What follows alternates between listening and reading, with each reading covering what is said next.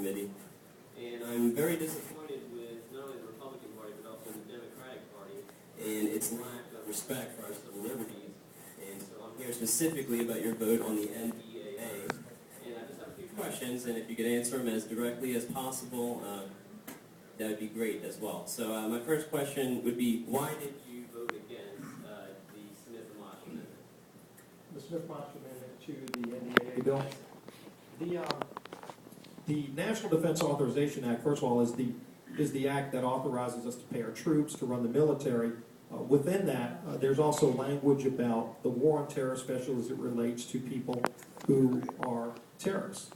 And whether, we've had cases in this country, we have terrorists outside of America, but we've also had people from within America that have committed terrorist acts against our country. And so obviously, how that's handled has been fairly, not controversial as much as it's been talked about a lot and trying to figure. The government's looked at a number of different things. President Obama's talked about bringing Guantanamo Bay terrorists to the United States and trying them in U.S. courts. I've strongly opposed that.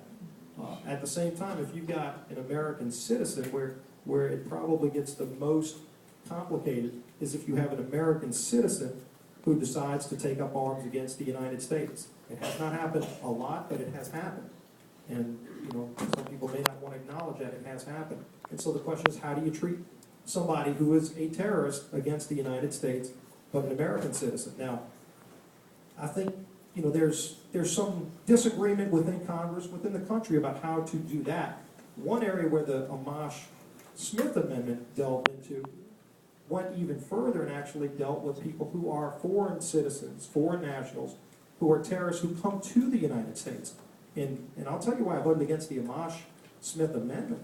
It would have said if Osama bin Laden were alive today and he came into the United States and was caught committing an act of terror against the United States, under the Amash-Smith Amendment, he'd be given Miranda rights and tried in U.S. courts. I'm strongly opposed to that. And the Amash Amendment did that. So I voted against that amendment because, frankly, I feel like if somebody's a terrorist and they come into this country, they don't deserve the rights of an American citizen to be treated in a U.S. court. That's a military action. So I voted against that amendment. There was some question about whether an American citizen who is taking up arms in an act of terror against the United States, how are they treated?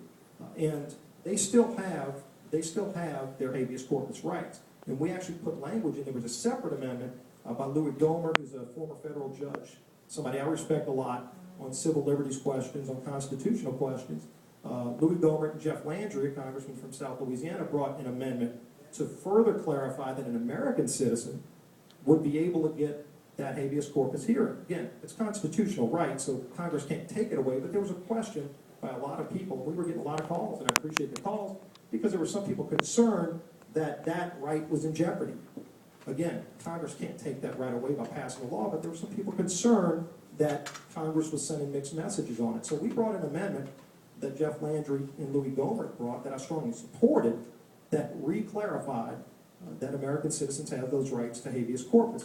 Where I disagreed was if somebody's a foreign national and they came over and were committing an act of terror here, do they deserve those same rights? And I said no, because if they're committing those acts in Pakistan, it's a whole separate ballgame, and they're treated the way they ought to be treated.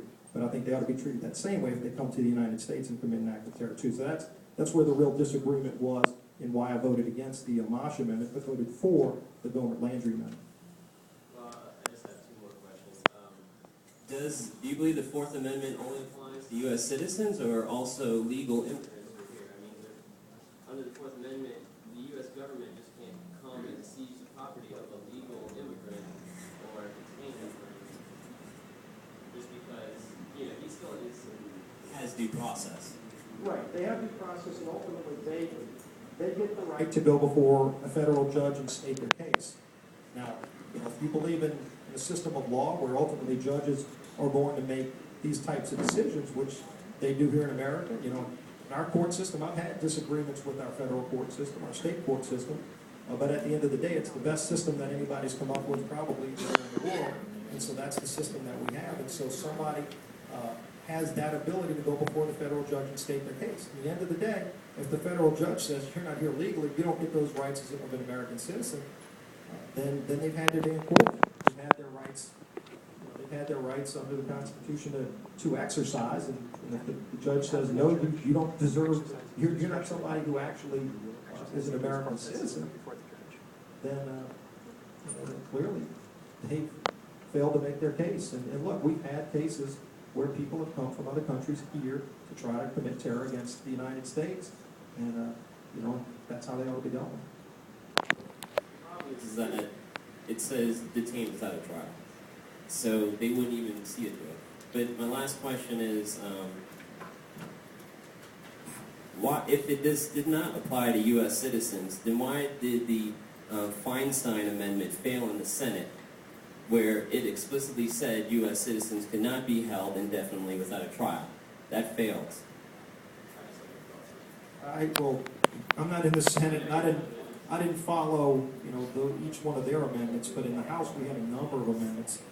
Again, a number of amendments addressing a few different areas of this particular subject. And I followed each one of them, and each one of them was a little bit different. Some I supported, and some I didn't, and as I explained to you a little while ago. Thank you.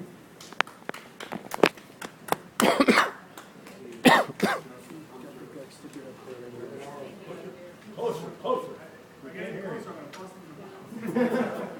The microphones are problems right now. Can you hear me? We can hear back from the moon, but we can't hear it from the band.